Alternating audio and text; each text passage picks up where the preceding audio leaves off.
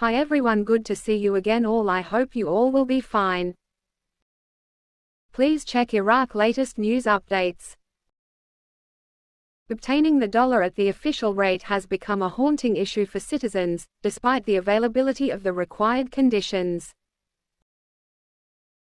Duraid Salman, who underwent a liver transplant for his daughter in India, said, for the second time, he had a medical trip to complete the recovery of his daughter and his donor wife.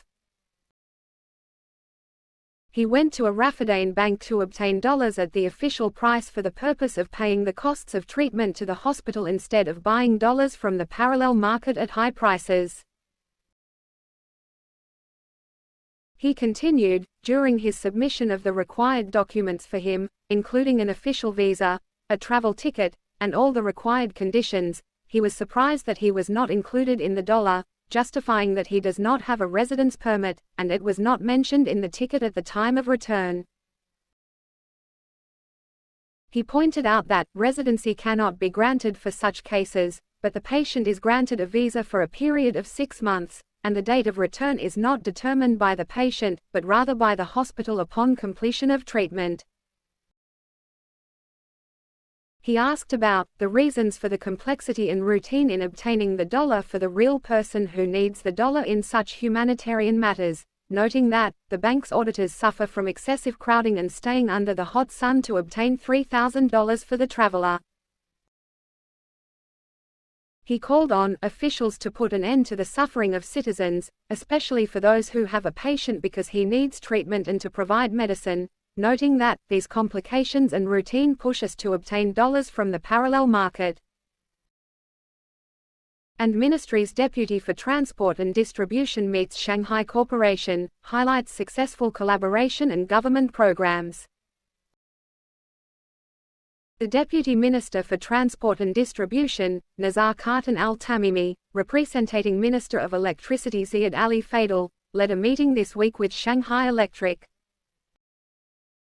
The meeting aimed to further strengthen strategic partnerships, aligning with government programs and plans to bolster the electricity sector. Al-Tamimi emphasized the government's and ministry's support for collaborations with established manufacturing companies. He highlighted that the partnership with Shanghai is not new, with past successful and significant projects driven by mutual interests. Anticipating new projects, Al-Tamimi mentioned forthcoming initiatives like the installation of the combined cycle turbine at the Mansouriya station, maintenance of Hatha station units, and the comprehensive expansion of Wasat thermal station. Shanghai's executive director expressed pride in the ministry's trust in their projects. He noted that the Chinese government places significant importance on Iraq and the Ministry of Electricity through the Belt and Road Initiative. Collaborating with Sanyo Shaw, they are working to secure funding for new steps in Iraq's electricity sector. Alongside station implementation, they aim to engage in transport and the training of Iraqi staff, integrating modern technologies and renewable energy efforts.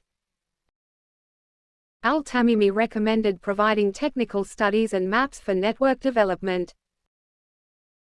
He mentioned an upcoming conference where the government will announce available investment opportunities, urging competitive participation.